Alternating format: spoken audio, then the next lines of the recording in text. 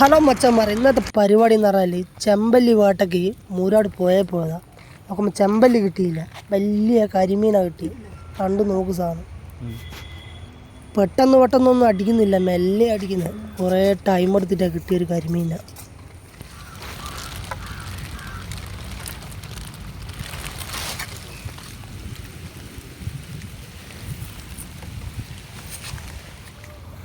എഴുതി